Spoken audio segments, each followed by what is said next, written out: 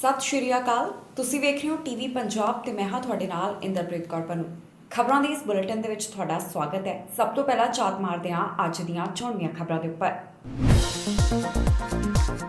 Ontario ਨੇ ਕੀਤੀ ਅੰਤਰਰਾਸ਼ਟਰੀ ਵਿਦਿਆਰਥੀਆਂ ਦੇ ਉੱਪਰ ਰੋਕ ਦੀ ਮੰਗ। ਟਰੂਡੋ ਨੇ ਕਿਹਾ ਨਹੀਂ ਲੱਗੇਗੀ ਅੰਤਰਰਾਸ਼ਟਰੀ ਵਿਦਿਆਰਥੀਆਂ ਦੇ ਉੱਪਰ ਰੋਕ। ਟੋਰਾਂਟੋ ਦੇ ਪੰਜਾਬੀ ਨੌਜਵਾਨ ਨੇ ਕੀਤੀ ਖੁਦਕੁਸ਼ੀ। ਇਮੀਗ੍ਰੇਸ਼ਨ ਸੰਬੰਧੀ ਮੁਸ਼ਕਲਾਂ ਕਾਰਨ ਕੀਤੀ ਖੁਦਕੁਸ਼ੀ। ਕੈਲੀਫੋਰਨੀਆ ਦੇ ਪੰਜਾਬੀ ਜੋੜੇ ਦਾ ਘਾਰਾ ਡਰੱਗ ਤਸਕਰੀ ਮਾਮਲੇ ਦੇ ਵਿੱਚ ਪਾਇਆ ਗਿਆ ਦੋਸ਼ੀ। ਬ੍ਰਿਟਿਸ਼ ਕੋਲੰਬੀਆ ਦੇ ਵਿੱਚ ਯਾਤਰਾ ਕਰਨ ਵਾਲੇ ਸਾਵਧਾਨ, ਹੁਣ BC ਦੇ ਵਿੱਚ ਲੱਗਣਗੇ ਨਾਕੇ। ਅਗਲੇ ਹਫ਼ਤੇ ਸ਼ੁਰੂ ਹੋਣਗੇ PR ਪ੍ਰੋਗਰਾਮ, 90,000 ਦੀ ਖੁੱਲੇਗੀ ਕਿਸਮਤ। BC ਵਾਸੀਆਂ ਨੇ ਲੱਭਿਆ ਹੋਟਲ ਕੁਆਰੰਟੀਨ ਤੋਂ ਬਚਣ ਦਾ ਤਰੀਕਾ। ਹੁਣ ਲੋਕ ਕੈਨੇਡਾ ਦੇ ਵਿੱਚ ਬਾਰਡਰ ਰਾਹੀਂ ਹੋਣ ਲੱਗੇ ਦਾਖਲ। ਓਨਟਾਰੀਓ ਦੇ ਪ੍ਰੀਮੀਅਰ ਡਗ ਫੋਰਡ ਵੱਲੋਂ ਪ੍ਰਧਾਨ ਮੰਤਰੀ ਜਸਟਿਨ ਟਰੂਡੋ ਤੋਂ ਮੰਗ ਕੀਤੀ ਗਈ ਸੀ ਕਿ ਓਨਟਾਰੀਓ ਦੇ ਵਿੱਚ ਅੰਤਰਰਾਸ਼ਟਰੀ ਵਿਦਿਆਰਥੀਆਂ ਦੇ ਆਉਣ ਦੇ ਉੱਪਰ ਰੋਕ ਲਗਾਈ ਜਾਵੇ।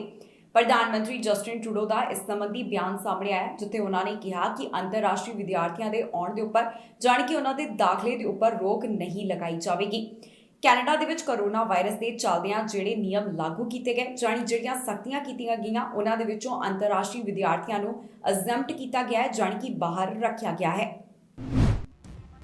ਓਨਟਾਰੀਓ ਦੇ ਵਿੱਚ ਇੰਟਰਨੈਸ਼ਨਲ ਸਟੂਡੈਂਟਸ ਜਾਣੀ ਕਿ ਅੰਤਰਰਾਸ਼ਟਰੀ ਵਿਦਿਆਰਥੀਆਂ ਦੇ ਦਾਖਲੇ ਦੇ ਉੱਪਰ ਰੋਕ ਦੀ ਮੰਗ ਕੀਤੀ ਜਾ ਰਹੀ ਸੀ, ਪਰ ਪ੍ਰਧਾਨ ਮੰਤਰੀ ਜਸਟਿਨ ਟਰੂਡੋ ਵੱਲੋਂ ਕਿਹਾ ਗਿਆ ਹੈ ਕਿ ਉਹਨਾਂ ਵੱਲੋਂ ਓਨਟਾਰੀਓ ਦੇ ਵਿੱਚ ਅੰਤਰਰਾਸ਼ਟਰੀ ਵਿਦਿਆਰਥੀਆਂ ਦੇ ਦਾਖਲੇ ਦੇ ਉੱਪਰ ਰੋਕ ਨਹੀਂ ਲਗਾਈ ਜਾਵੇਗੀ। ਦੱਸ ਦਈਏ ਕਿ ਓਨਟਾਰੀਓ ਦੇ ਵਿੱਚ ਕੋਰੋਨਾ ਵਾਇਰਸ ਦੇ ਵੱਧਦੇ ਮਾਮਲਿਆਂ ਤੋਂ ਬਾਅਦ ਓਨਟਾਰੀਓ ਦੇ ਪ੍ਰੀਮੀਅਰ ਡਗ ਫੋਰਡ ਵੱਲੋਂ ਪ੍ਰਧਾਨ ਮੰਤਰੀ ਤੋਂ ਮੰਗ ਕੀਤੀ ਗਈ ਸੀ ਕਿ ਇੱਥੇ ਅੰਤਰਰਾਸ਼ਟਰੀ ਵਿਦਿਆਰਥੀਆਂ ਦੇ ਦਾਖਲੇ ਦੇ ਉੱਪਰ ਰੋਕ ਲਗਾਈ ਜਾਵੇ। ਜ਼ਿਕਰਯੋਗ ਹੈ ਕਿ ਪਿਛਲੇ ਸਾਲ ਮਾਰਚ ਮਹੀਨੇ ਤੋਂ ਹੀ ਕੈਨੇਡਾ ਦੇ ਵਿੱਚ ਨਾਨ ਐਸੈਂਸ਼ੀਅਲ ਟਰੈਵਲ ਦੇ ਉੱਪਰ ਰੋਕ ਲਗਾਈ ਗਈ ਹੈ, ਪਰ ਇਹਨਾਂ ਪਾਬੰਦੀਆਂ ਤੋਂ ਇੰਟਰਨੈਸ਼ਨਲ ਸਟੂਡੈਂਟਸ ਨੂੰ ਬਾਹਰ ਰੱਖਿਆ ਗਿਆ ਸੀ। ਅੰਤਰਰਾਸ਼ਟਰੀ ਵਿਦਿਆਰਥੀਆਂ ਦੇ ਦਾਖਲੇ ਦੇ ਉੱਪਰ ਰੋਕ ਦੇ ਨਾਲ-ਨਾਲ ਓਨਟਾਰੀਓ ਦੇ ਪ੍ਰੀਮੀਅਰ ਨੇ ਇਹ ਵੀ ਮੰਗ ਕੀਤੀ ਕਿ ਜਿਹੜੇ ਲੈਂਡ ਬਾਰਡਰ ਦੇ ਰਾਹੀਂ ਦਾਖਲ ਹੋਣਗੇ ਉਹਨਾਂ ਦੇ ਲਈ ਵੀ 3 ਦਿਨ ਹੋਟਲ ਕੁਆਰੰਟੀਨ ਲਾਜ਼ਮੀ ਕੀਤਾ ਜਾਵੇ। ਇਸ ਸਭ ਤੋਂ ਬਾਅਦ ਪ੍ਰਧਾਨ ਮੰਤਰੀ ਜਸਟਿਨ ਟਰੂਡੋ ਵੱਲੋਂ ਇਹੀ ਕਿਹਾ ਗਿਆ ਕਿ ਇਹਨਾਂ ਅੰਤਰਰਾਸ਼ਟਰੀ ਵਿਦਿਆਰਥੀਆਂ ਦੇ ਦਾਖਲੇ ਦੇ ਉੱਪਰ ਓਨਟਾਰੀਓ ਦੇ ਵਿੱਚ ਰੋਕ ਦਾ ਫਿਲਹਾਲ ਕੋਈ ਵੀ ਫੈਸਲਾ ਨਹੀਂ ਲਿਆ ਜਾਏਗਾ। ਓਨਟਾਰੀਓ ਦੇ ਜੇਕਰ ਮੌਜੂਦਾ ਹਾਲਾਤਾਂ ਦੀ ਗੱਲ ਕੀਤੀ ਜਾਵੇ ਤਾਂ ਇੱਥੇ ਰੋਜ਼ਾਨਾ ਕੋਰੋਨਾ ਵਾਇਰਸ ਦੇ ਮਾਮਲਿਆਂ ਦੀ ਗਿਣਤੀ ਵਧਦੀ ਜਾ ਰਹੀ ਹੈ। ਨਾਲ ਦੀ ਨਾਲ ਹਸਪਤਾਲਾਂ ਦੇ ਵਿੱਚ ਵੀ ਮਰੀਜ਼ਾਂ ਦੀ ਗਿਣਤੀ ਅੰਦਰ ਵਾਧਾ ਦੇਖਿਆ ਜਾ ਰਿਹਾ ਹੈ। ਇਸ ਸਭ ਦੇ ਚੱਲਦਿਆਂ ਹੀ ਓਨਟਾਰੀਓ ਦੇ ਪ੍ਰੀਮੀਅਰ ਵੱਲੋਂ ਸਖਤੀਆਂ ਦੀ ਮੰਗ ਕੀਤੀ ਜਾ ਰਹੀ ਹੈ। ਦੱਸ ਦਈਏ ਕਿ ਇਸ ਤੋਂ ਪਹਿਲਾਂ ਪ੍ਰਧਾਨ ਮੰਤਰੀ ਜਸਟਿਨ ਟਰੂਡੋ ਵੱਲੋਂ ਭਾਰਤ ਅਤੇ ਪਾਕਿਸਤਾਨ ਦੇ ਨਾਲ 3 ਦਿਨਾਂ ਦੇ ਲਈ ਉਡਾਨਾਂ ਦੇ ਉੱਪਰ ਰੋਕ ਲਗਾਈ ਗਈ, ਜਾਣੀ ਕਿ ਉਹਨਾਂ ਵੱਲੋਂ 30 ਦਿਨਾਂ ਦੇ ਲਈ ਭਾਰਤ ਅਤੇ ਪਾਕਿਸਤਾਨ ਤੋਂ ਆਉਣ ਵਾਲੀਆਂ ਉਡਾਨਾਂ ਨੂੰ ਬੰਦ ਕੀਤਾ ਗਿਆ ਹੈ। Yesterday, the premiers and I had another productive meeting. We talked about vaccines, testing, and what we can do to beat this third wave. We also talked at length about borders. Premier Ford asked that we suspend the arrival of international students. Because at this time, Ontario is the only province requesting this, we're happy to work more narrowly with them. We'll be reaching out to their officials today to formalise that request. Again, I want to be clear, this is not the time to travel. On land borders, as a reminder, anyone who comes to the US land border has already been tested in the US in the last 3 days. Then they have to get tested again. And everyone has to quarantine for 2 weeks and do another test on day 8. We're enforcing very severe consequences for anyone breaking these rules. Toronto ਤੋਂ ਇੱਕ ਅਜਿਹਾ ਮਾਮਲਾ ਸਾਹਮਣੇ ਆਇਆ ਜਿੱਥੇ ਪੰਜਾਬੀ ਨੌਜਵਾਨ ਵੱਲੋਂ ਖੁਦਕੁਸ਼ੀ ਕੀਤੀ ਗਈ। ਇਸ ਪੰਜਾਬੀ ਨੌਜਵਾਨ ਦੀ ਪਹਿਚਾਣ ਲਵਪ੍ਰੀਤ ਸਿੰਘ ਦੇ ਤੌਰ ਦੇ ਉੱਪਰ ਦੱਸੀ ਗਈ, ਜੋ ਕਿ ਪੰਜਾਬ ਦੇ ਵਿੱਚ ਮੋਗਾ ਦੇ ਨਾਲ ਸੰਬੰਧਿਤ ਦੱਸਿਆ ਗਿਆ। ਇਸ ਨੌਜਵਾਨ ਵੱਲੋਂ ਜੋ ਖੁਦਕੁਸ਼ੀ ਕੀਤੀ ਗਈ, ਉਸ ਦੇ ਪਿੱਛੇ ਇਮੀਗ੍ਰੇਸ਼ਨ ਦੇ ਨਾਲ ਸੰਬੰਧਿਤ ਜੋ ਉਸ ਨੂੰ ਮੁਸ਼ਕਿਲਾਂ ਆ ਰਹੀਆਂ ਸਨ ਤੇ ਨਾਲ ਦੀ ਨਾਲ ਆਰਥਿਕਤਾ ਜੋ ਉਸ ਦਾ ਕਾਰਨ ਦੱਸਿਆ ਗਿਆ। ਕੈਨੇਡਾ ਤੋਂ ਲਗਾਤਾਰ ਅਜਿਹੇ ਮਾਮਲੇ ਸਾਹਮਣੇ ਆ ਰਹੇ ਨੇ ਜੋ ਕਿ ਅੰਤਰਰਾਸ਼ਟਰੀ ਵਿਦਿਆਰਥੀਆਂ ਦੇ ਖੁਦਕੁਸ਼ੀ ਦੇ ਮਾਮਲੇ ਹਨ। ਅਜਿਹਾ ਇੱਕ ਮਾਮਲਾ ਟੋਰਾਂਟੋ ਤੋਂ ਸਾਹਮਣੇ ਆਇਆ, ਜਿੱਥੇ ਇੱਕ ਅੰਤਰਰਾਸ਼ਟਰੀ ਵਿਦਿਆਰਥੀ ਵੱਲੋਂ ਖੁਦਕੁਸ਼ੀ ਕੀਤੀ ਗਈ। ਇਸ ਵਿਅਕਤੀ ਵੱਲੋਂ ਰੇਲ ਗੱਡੀ ਦੇ ਅੱਗੇ ਛਾਲ ਮਾਰ ਕੇ ਆਪਣੀ ਜੀਵਨ ਲੀਲਾ ਸਮਾਪਤ ਕਰ ਲਈ ਗਈ। ਇਸ ਮਰਨ ਵਾਲੇ ਨੌਜਵਾਨ ਦੀ ਪਛਾਣ ਲਵਪ੍ਰੀਤ ਸਿੰਘ ਵਜੋਂ ਦੱਸੀ ਗਈ ਹੈ। ਪੰਜਾਬ ਦੇ ਨਾਲ ਇਹ ਮੋਗਾ ਤੋਂ ਸੰਬੰਧਿਤ ਹੈ, ਜਿੱਥੇ ਇਹ ਪਿੰਡ ਚੜਿੱਕ ਦਾ ਰਹਿਣ ਵਾਲਾ ਹੈ। ਹੁਣ ਤੱਕ ਜੋ ਜਾਣਕਾਰੀ ਸਾਹਮਣੇ ਆਈ ਹੈ, ਉਸ ਦੇ ਮੁਤਾਬਕ ਇਸ ਨੌਜਵਾਨ ਵੱਲੋਂ ਆਰਥਿਕ ਅਤੇ ਇਮੀਗ੍ਰੇਸ਼ਨ ਦੇ ਨਾਲ ਸੰਬੰਧਿਤ ਜੋ ਉਸ ਨੂੰ ਮੁਸ਼ਕਿਲਾਂ ਆ ਰਹੀਆਂ ਸਨ, ਇਸ ਦੇ ਚੱਲਦਿਆਂ ਖੁਦਕੁਸ਼ੀ ਕੀਤੀ ਗਈ। ਇਸ ਤੋਂ ਪਹਿਲਾਂ ਵੀ ਕਈ ਅਜਿਹੇ ਮਾਮਲੇ ਕੈਨੇਡਾ ਤੋਂ ਸਾਹਮਣੇ ਆ ਚੁੱਕੇ ਹਨ ਜਿੱਥੇ ਵਿਦਿਆਰਥੀਆਂ ਵੱਲੋਂ ਅਜਿਹਾ ਰਸਤਾ ਚੁਣਿਆ ਜਾ ਰਿਹਾ ਹੈ। ਦੱਸਦੀਏ ਕਿ ਲਵਪ੍ਰੀਤ ਸਿੰਘ ਨਾਮ ਦਾ ਨੌਜਵਾਨ ਕੈਨੇਡਾ ਦੇ ਵਿੱਚ 2018 ਦੌਰਾਨ ਆਇਆ ਸੀ, ਜਿਸ ਵੱਲੋਂ ਟੋਰਾਂਟੋ ਦੇ ਕਾਲਜ ਦੇ ਵਿੱਚ ਪੜ੍ਹਾਈ ਦੇ ਲਈ ਐਡਮਿਸ਼ਨ ਲਈ ਗਈ ਸੀ। ਇਸ ਨੌਜਵਾਨ ਦੀ ਖੁਦਕੁਸ਼ੀ ਸੰਬੰਧੀ ਜਾਣਕਾਰੀ ਪੁਲਿਸ ਵੱਲੋਂ 28 ਅਪ੍ਰੈਲ ਨੂੰ ਸਾਂਝੀ ਕੀਤੀ ਗਈ। ਇਸ ਖਬਰ ਦੇ ਸਾਹਮਣੇ ਆਉਣ ਤੋਂ ਬਾਅਦ ਪੰਜਾਬੀ ਭਾਈਚਾਰੇ ਦੇ ਵਿੱਚ ਸੋਗ ਦੀ ਲਹਿਰ ਦੇਖਣ ਨੂੰ ਮਿਲ ਰਹੀ ਹੈ। ਕੈਨੇਡਾ ਤੋਂ ਇੱਕ ਅਜਿਹਾ ਮਾਮਲਾ ਸਾਹਮਣੇ ਆਇਆ ਜਿੱਥੇ ਕੈਲੀਫੋਰਨੀਆ ਦੇ ਪੰਜਾਬੀ ਜੋੜੇ ਨੂੰ ਨਸ਼ਾ ਤਸਕਰੀ ਮਾਮਲੇ ਦੇ ਵਿੱਚ ਦੋਸ਼ੀ ਪਾਇਆ ਗਿਆ ਹੈ।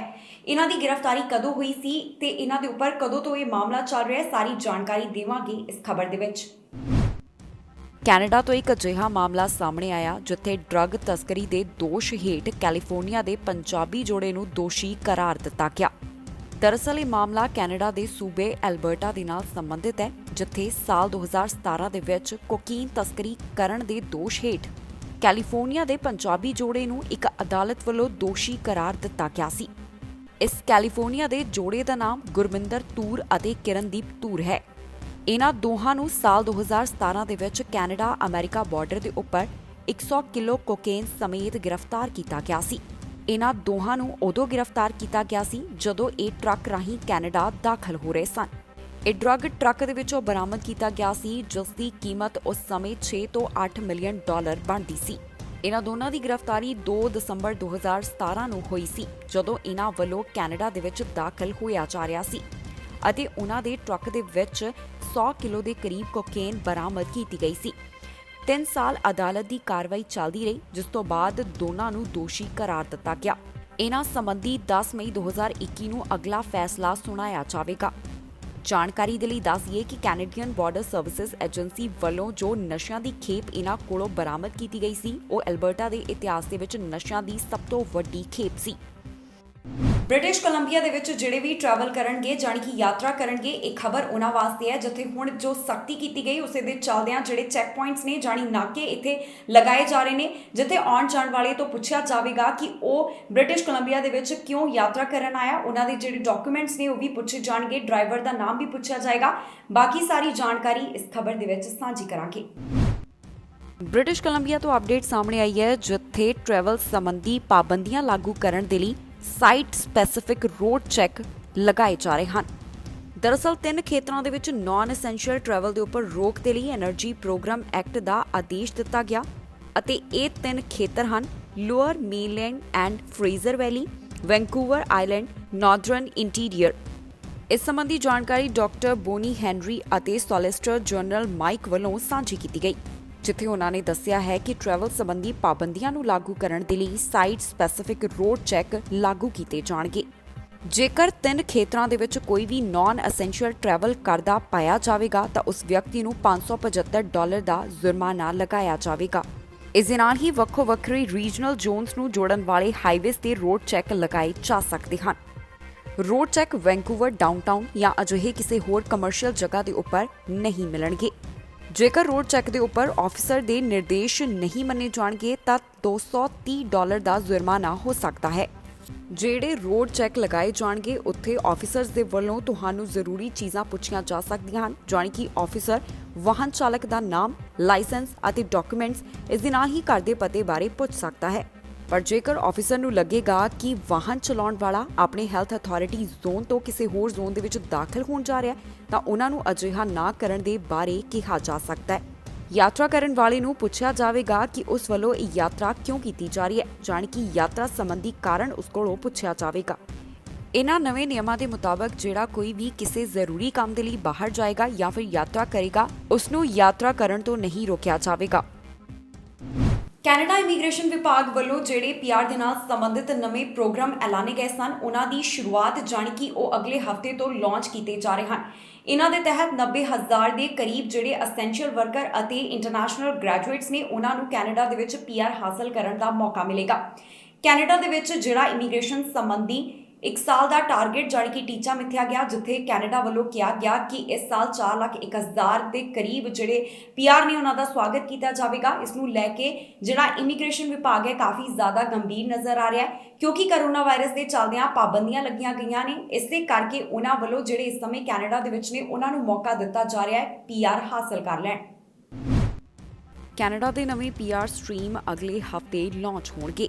ਜੀ ਹਾਂ, ਕੈਨੇਡਾ ਵੱਲੋਂ ਜਿਹੜੇ ਨਵੇਂ 6 ਇਮੀਗ੍ਰੇਸ਼ਨ ਸਟ੍ਰੀਮਸ ਦਾ ਐਲਾਨ ਕੀਤਾ ਗਿਆ ਸੀ, ਜੋ ਕਿ ਐਸੈਂਸ਼ੀਅਲ ਵਰਕਰਸ, ਇੰਟਰਨੈਸ਼ਨਲ ਗ੍ਰੈਜੂਏਟਸ ਅਤੇ ਨਾਲ ਹੀ ਫ੍ਰੈਂਚ ਭਾਸ਼ਾ ਬੋਲਣ ਵਾਲਿਆਂ ਦੇ ਲਈ ਹਨ, ਉਹਨਾਂ ਨੂੰ ਅਗਲੇ ਹਫ਼ਤੇ ਲਾਂਚ ਕੀਤਾ ਜਾ ਰਿਹਾ ਹੈ। Immigration, refugees and citizenship Canada ਵੱਲੋਂ ਇਸ ਦਾ ਐਲਾਨ ਅਪ੍ਰੈਲ 14 ਨੂੰ ਕੀਤਾ ਗਿਆ ਸੀ। ਇਨ੍ਹਾਂ ਸਟ੍ਰੀਮਸ ਦੇ ਅਧੀਨ 90,000 ਦੇ ਕਰੀਬ ਐਸੈਂਸ਼ੀਅਲ ਵਰਕਰਸ ਅਤੇ ਇੰਟਰਨੈਸ਼ਨਲ ਗ੍ਰੈਜੂਏਟਸ ਨੂੰ ਪੀਆਰ ਹਾਸਲ ਕਰਨ ਦਾ ਮੌਕਾ ਦਿੱਤਾ ਜਾਵੇਗਾ। ਇਨ੍ਹਾਂ ਵਿੱਚੋਂ 3 ਸਟ੍ਰੀਮ ਅਜਿਹੇ ਹਨ ਜਿਹੜੇ ਕਿ ਫ੍ਰੈਂਚ ਸਪੀਕਿੰਗ ਇਮੀਗ੍ਰੇਸ਼ਨ ਕੈਂਡੀਡੇਟਸ ਦੇ ਵਾਸਤੇ ਹੋਣਗੇ। Workers in Canada stream A health care workers ਦੇ ਅਧੀਨ 20,000 ਐਪਲੀਕੇਸ਼ਨਸ ਲਈਆਂ ਜਾਣਗੀਆਂ। Workers in Canada stream B, ਜਿਹਦੇ ਵਿੱਚ ਅਦਰ ਐਸੈਂਸ਼ੀਅਲ ਵਰਕਰਸ ਹਨ, ਉਹਨਾਂ ਦੇ ਤਹਿਤ 30,000 ਐਪਲੀਕੇਸ਼ਨਸ ਲਈਆਂ ਜਾਣਗੀਆਂ। ਇੰਟਰਨੈਸ਼ਨਲ ਗ੍ਰੈਜੂਏਟਸ ਦੀਆਂ 40,000 ਐਪਲੀਕੇਸ਼ਨਸ ਲਈਆਂ ਜਾਣਗੀਆਂ। Workers in Canada stream A French speaking health care workers, ਇਸ ਦੇ ਵਾਸਤੇ ਕੋਈ ਵੀ ਇਨਟੇਕ ਕੈਪ ਨਹੀਂ ਹੈ। Workers in Canada stream B French speaking essential workers, ਇਸ ਦੇ ਵਾਸਤੇ ਵੀ ਕੋਈ ਇਨਟੇਕ ਕੈਪ ਨਹੀਂ ਹੈ। ਫ੍ਰੈਂਚ ਸਪੀਕਿੰਗ ਇੰਟਰਨੈਸ਼ਨਲ ਗ੍ਰੈਜੂਏਟ, ਇਸ ਦੇ ਵਾਸਤੇ ਵੀ ਕੋਈ ਇਨਟੇਕ ਕੈਪ ਨਹੀਂ ਹੈ। ਕੈਨੇਡਾ ਵੱਲੋਂ 2021 ਦੇ ਵਾਸਤੇ ਜਿਹੜਾ ਇਮੀਗ੍ਰੇਸ਼ਨ ਟਾਰਗੇਟ ਮਿਥਿਆ ਗਿਆ, ਇਸ ਦੇ ਲਈ ਇਮੀਗ੍ਰੇਸ਼ਨ ਵਿਭਾਗ ਕਾਫੀ ਜ਼ਿਆਦਾ ਗੰਭੀਰ ਹੈ। ਉਹਨਾਂ ਵੱਲੋਂ ਇਹ ਟੀਚਾ ਰੱਖਿਆ ਗਿਆ ਕਿ ਇਸ ਸਾਲ ਦੇ ਵਿੱਚ 4,01,000 ਪ੍ਰਵਾਸੀਆਂ ਦਾ ਸਵਾਗਤ ਕੀਤਾ ਜਾਵੇਗਾ। ਕੈਨੇਡਾ ਦੇ ਵਿੱਚ ਕੋਰੋਨਾ ਵਾਇਰਸ ਦੇ ਚੱਲਦਿਆਂ ਪਿਛਲੇ ਸਾਲ ਮਾਰਚ ਮਹੀਨੇ ਤੋਂ ਹੀ ਪਾਬੰਦੀਆਂ ਲਗਾਈਆਂ ਗਈਆਂ। ਇਸੇ ਦੇ ਕਾਰਨ ਜਿਹੜੇ ਲੋਕ ਇਸ ਸਮੇਂ ਕੈਨੇਡਾ ਦੇ ਵਿੱਚ ਮੌਜੂਦ ਹਨ, ਉਹਨਾਂ ਨੂੰ ਪੀਆਰ ਹਾਸਲ ਕਰਨ ਦਾ ਮੌਕਾ ਦਿੱਤਾ ਜਾ ਰਿਹਾ ਹੈ। ਇਸ ਪ੍ਰੋਗਰਾਮ ਦੇ ਸੰਬੰਧੀ ਕਿਵੇਂ ਅਪਲਾਈ ਕਰਨਾ ਹੈ, ਪੂਰਾ ਪ੍ਰੋਸੈਸ ਤੁਹਾਡੇ ਨਾਲ ਸਾਂਝਾ ਕੀਤਾ ਜਾ ਚੁੱਕਿਆ ਹੈ। ਬ੍ਰਿਟਿਸ਼ ਕੋਲੰਬੀਆ ਵਾਸੀਆਂ ਵੱਲੋਂ ਹੋਟਲ ਕੁਆਰੰਟਾਈਨ ਤੋਂ ਬਚਣ ਦਾ ਇੱਕ ਨਵਾਂ ਤਰੀਕਾ ਲੱਭਿਆ ਗਿਆ, ਜਿੱਥੇ ਉਹਨਾਂ ਵੱਲੋਂ ਕੈਨੇਡਾ ਦੇ ਵਿੱਚ ਲੈਂਡ ਬਾਰਡਰ ਦੇ ਰਾਹੀਂ ਦਾਖਲ ਹੋਇਆ ਜਾ ਰਿਹਾ ਹੈ, ਕਿਉਂਕਿ ਜਿਹੜੇ ਵੀ ਲੋਕ ਕੈਨੇਡਾ ਦੇ ਵਿੱਚ ਬਾਰਡਰ ਦੇ ਰਾਹੀਂ ਦਾਖਲ ਹੁੰਦੇ ਨੇ, ਉਹਨਾਂ ਨੂੰ ਹੋਟਲ ਦੇ ਵਿੱਚ 3 ਦਿਨ ਦਾ ਲਾਜ਼ਮੀ ਕੁਆਰੰਟਾਈਨ ਨਹੀਂ ਕਰਨਾ ਪੈਂਦਾ। ਇਸ ਤਰ੍ਹਾਂ ਦੇ ਕਈ ਮਾਮਲੇ ਸਾਹਮਣੇ ਆਏ ਨੇ ਕਿ ਕੈਨੇਡਾ ਦੇ ਵਿੱਚ ਜਿਹੜੇ ਦਾਖਲ ਹੋਣਾ ਚਾਹੁੰਦੇ ਨੇ, ਉਹਨਾਂ ਵੱਲੋਂ ਟੈਕਸੀਆਂ ਦੇ ਰਾਹੀਂ ਦਾਖਲ ਹੋਇਆ ਜਾ ਰਿਹਾ ਹੈ, ਜੋ ਕਿ ਬਾਰਡਰ ਦੇ ਰਾਹੀਂ ਇੱਥੇ ਐਂਟਰ ਹੁੰਦੇ ਹਨ। ਬ੍ਰਿਟਿਸ਼ ਕੋਲੰਬੀਆ ਵਾਸੀਆਂ ਵੱਲੋਂ ਹੋਟਲ ਕੁਆਰੰਟਾਈਨ ਤੋਂ ਬਚਣ ਦਾ ਇੱਕ ਨਵਾਂ ਤਰੀਕਾ ਲੱਭਿਆ ਗਿਆ ਹੈ। ਜੀ ਹਾਂ, ਬ੍ਰਿਟਿਸ਼ ਕੋਲੰਬੀਆ ਵਾਲੇ ਹੁਣ US ਕੈਨੇਡਾ ਬਾਰਡਰ ਦੇ ਰਾਹੀਂ ਦਾਖਲ ਹੋ ਰਹੇ ਨੇ ਤਾਂ ਕਿ ਹੋਟਲ ਦੇ ਵਿੱਚ ਕੁਆਰੰਟਾਈਨ ਤੋਂ ਬਚਿਆ ਜਾ ਸਕੇ। ਬਹੁਤ ਸਾਰੇ ਅਜਿਹੇ ਲੋਕ ਨੇ ਜਿਹੜੇ ਕਿ ਲੀਗਲ ਲੂਪ ਹੋਲ ਦਾ ਇਸਤੇਮਾਲ ਕਰ ਰਹੇ ਹਨ। ਬਹੁਤੇ 에ਅਰ ਟਰੈਵਲਰਸ ਵੀ ਅਜਿਹੇ ਨੇ ਜਿਹੜੇ ਕੈਨੇਡਾ ਦੇ ਵਿੱਚ ਬੱਸਾਂ, ਟੈਕਸੀਆਂ ਦੇ ਰਾਹੀਂ ਦਾਖਲ ਹੋ ਰਹੇ ਨੇ। ਦੱਸ ਦਈਏ ਕਿ ਕੈਨੇਡਾ ਦੇ ਵਿੱਚ ਜਿਹੜਾ ਕੋਰੋਨਾ ਵਾਇਰਸ ਦੇ ਚੱਲਦਿਆਂ ਨਿਯਮ ਲਾਗੂ ਕੀਤਾ ਗਿਆ, ਉਸ ਦੇ ਮੁਤਾਬਕ ਜਿਹੜਾ ਵੀ ਹਵਾਈ ਯਾਤਰਾ ਕਰਕੇ ਆਵੇਗਾ, ਉਸ ਨੂੰ ਕੈਨੇਡਾ ਦੇ ਵਿੱਚ 3 ਦਿਨਾਂ ਵਾਸਤੇ ਆਪਣੇ ਖਰਚੇ ਦੇ ਉੱਪਰ ਹੋਟਲ ਦੇ ਵਿੱਚ ਕੁਆਰੰਟਾਈਨ ਕਰਨਾ ਪਵੇਗਾ। ਇੱਥੇ ਆਉਣ ਦੇ ਉੱਪਰ ਉਸ ਦਾ ਟੈਸਟ ਕੀਤਾ ਜਾਵੇਗਾ ਅਤੇ ਜੇਕਰ ਵਿਅਕਤੀ ਦੀ ਰਿਪੋਰਟ ਨੈਗੇਟਿਵ ਆਉਂਦੀ ਹੈ ਤਾਂ ਉਸ ਨੂੰ ਬਾਕੀ ਦਿਨ ਘਰ ਦੇ ਵਿੱਚ ਕੁਆਰੰਟਾਈਨ ਕਰਨਾ ਹੋਵੇਗਾ, ਨਹੀਂ ਤਾਂ ਸਰਕਾਰੀ ਜਗ੍ਹਾ ਦੇ ਉੱਪਰ ਉਸ ਨੂੰ ਕੁਆਰੰਟਾਈਨ ਕਰਨਾ ਹੋਵੇਗਾ ਜੇਕਰ ਰਿਪੋਰਟ ਪੋਜ਼ਿਟਿਵ ਆਵੇ।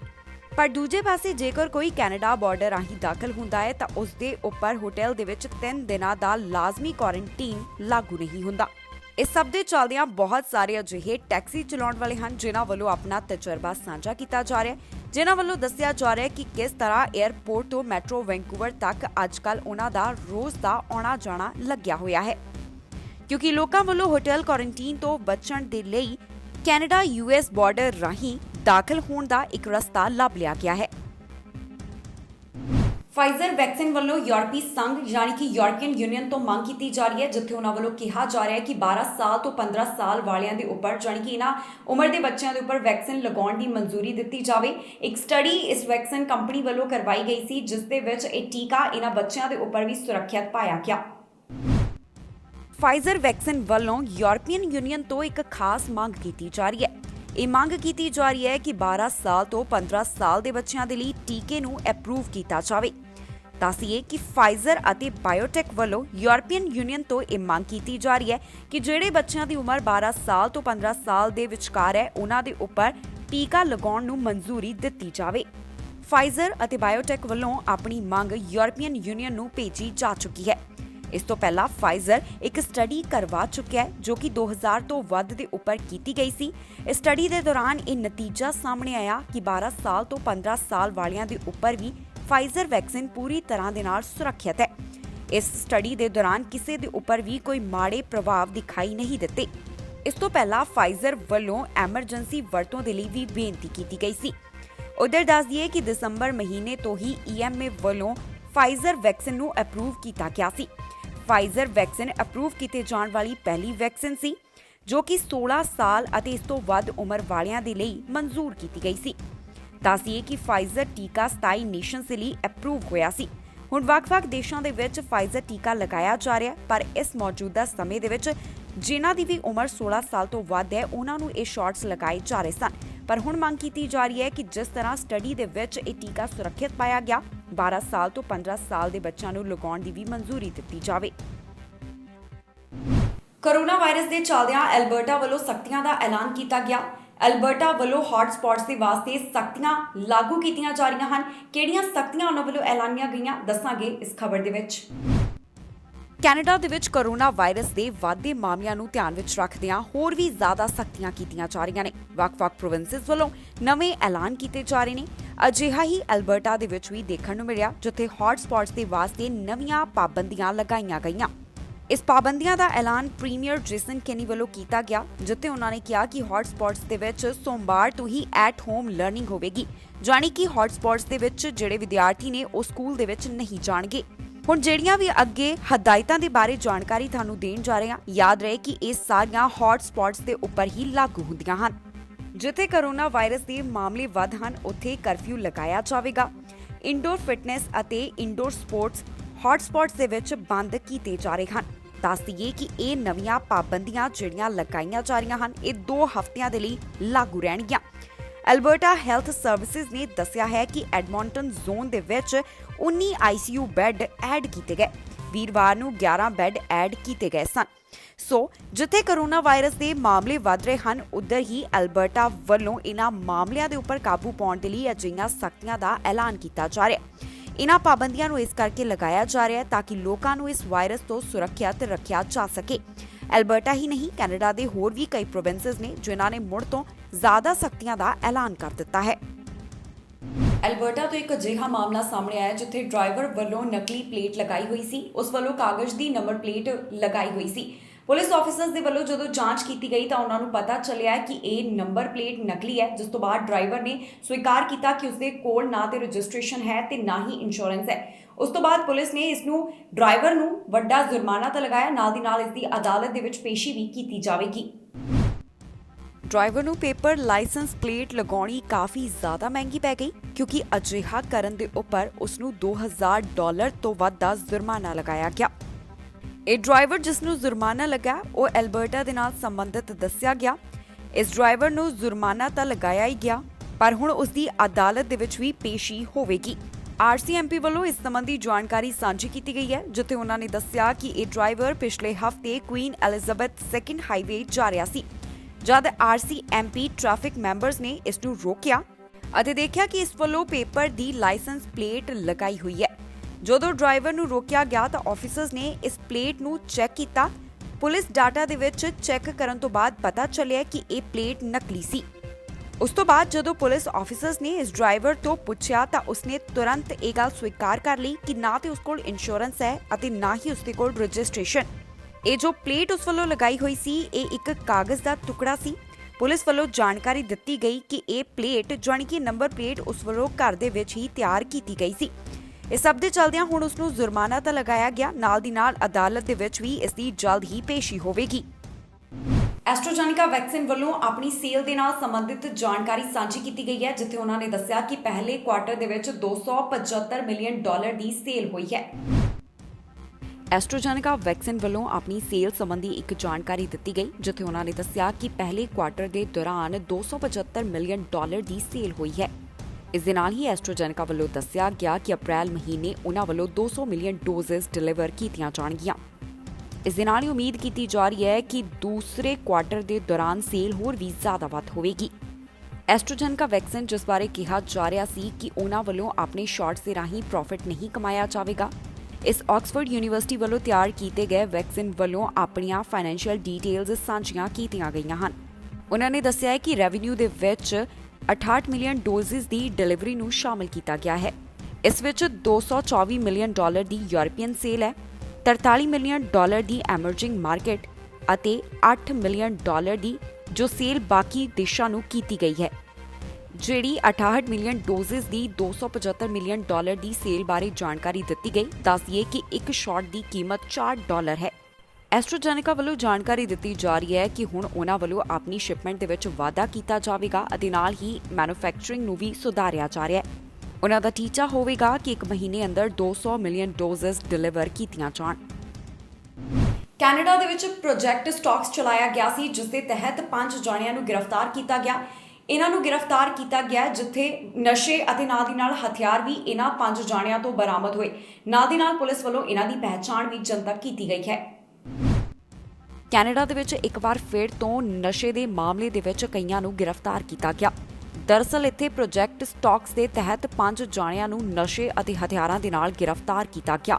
ਇਹ ਮਾਮਲਾ ਕੈਨੇਡਾ ਦੇ ਸੂਬੇ ਓਨਟਾਰੀਓ ਦੇ ਨਾਲ ਸੰਬੰਧਿਤ ਹੈ, ਜਿੱਥੇ ਕਿੰਗਸਟਨ ਪੁਲਿਸ ਵੱਲੋਂ ਪ੍ਰੋਜੈਕਟ ਸਟਾਕਸ ਤਹਿਤ ਆਊਟਲਾਅ ਮੋਟਰਸਾਈਕਲ ਕਲੱਬ ਦੇ ਨਾਲ ਸੰਬੰਧਿਤ ਮੈਂਬਰਾਂ ਦੇ ਖਿਲਾਫ ਕਾਰਵਾਈ ਕੀਤੀ ਗਈ ਅਤੇ ਉਹਨਾਂ ਨੂੰ ਨਸ਼ੇ ਤੇ ਗੈਰ ਕਾਨੂੰਨੀ ਹਥਿਆਰਾਂ ਦੇ ਨਾਲ ਗ੍ਰਿਫਤਾਰ ਕੀਤਾ ਗਿਆ। ਇਸ ਪ੍ਰੋਜੈਕਟ ਦੀ ਸ਼ੁਰੂਆਤ 2020 ਦੇ ਵਿੱਚ ਕੀਤੀ ਗਈ ਸੀ। ਜਿਹੜੇ ਲੋਕਾਂ ਨੂੰ ਜਿਹੜੇ 5 ਜਣਿਆਂ ਨੂੰ ਗ੍ਰਿਫਤਾਰ ਕੀਤਾ ਗਿਆ ਉਹਨਾਂ ਦੀ ਪਹਿਚਾਣ ਵੀ ਜਨਤਕ ਕੀਤੀ ਗਈ ਹੈ। ਜਾਣਕਾਰੀ ਮੁਤਾਬਕ ਇਹਨਾਂ ਦੀ ਪਹਿਚਾਣ Anthony ਸਟ੍ਰੋਗਨ, Adam Alan, ਨੂਨੋ ਮੈਟੋਸ, Diana Ram ਗੋਬਿਨ ਅਤੇ ਐਂਡਰਸ ਦੇ ਰੂਪ ਦੇ ਵਿੱਚ ਕੀਤੀ ਗਈ ਹੈ।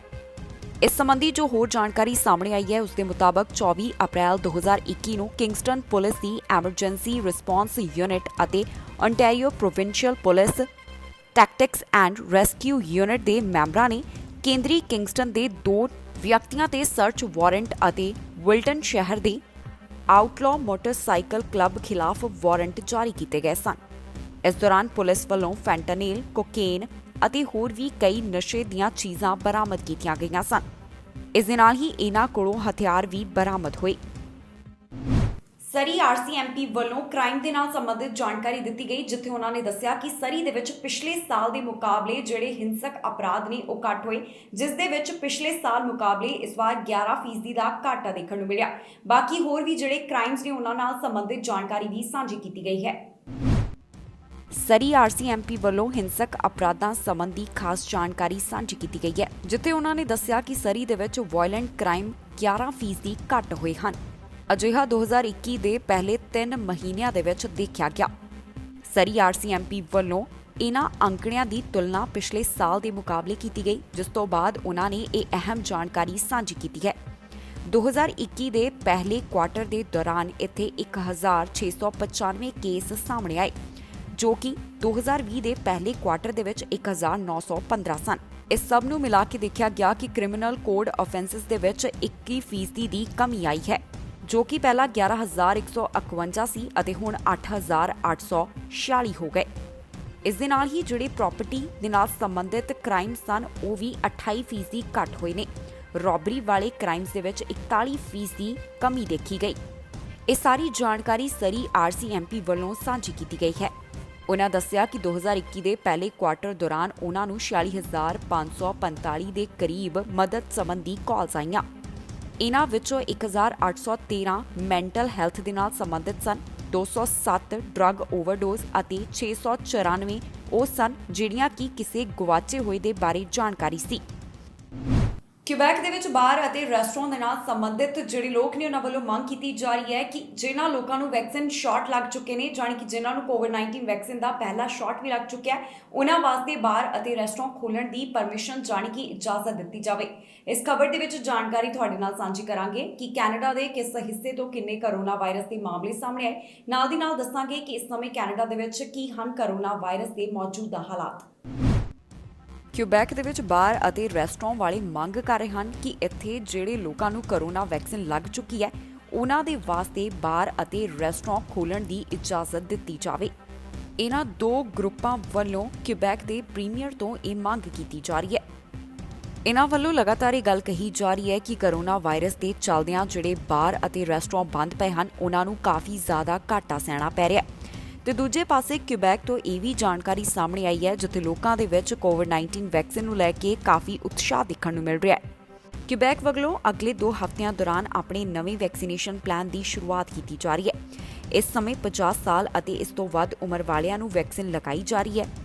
ਹੈਲਥ ਮਿਨਿਸਟਰ ਵੱਲੋਂ ਜਾਣਕਾਰੀ ਦਿੱਤੀ ਗਈ ਹੈ ਕਿ ਸ਼ੁੱਕਰਵਾਰ ਸਵੇਰੇ 10 ਵਜੇ ਤੋਂ ਪਹਿਲਾਂ 75,000 ਅਪਾਇੰਟਮੈਂਟ ਬੁੱਕ ਹੋਈਆਂ।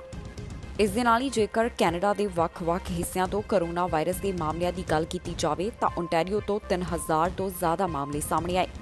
ਬੀਤੇ 24 ਘੰਟੇ ਦੌਰਾਨ ਓਨਟਾਰੀਓ ਤੋਂ 3,887 ਦੇ ਕਰੀਬ ਕਰੋਨਾ ਵਾਇਰਸ ਦੇ ਨਵੇਂ ਮਾਮਲੇ ਸਾਹਮਣੇ ਆਏ।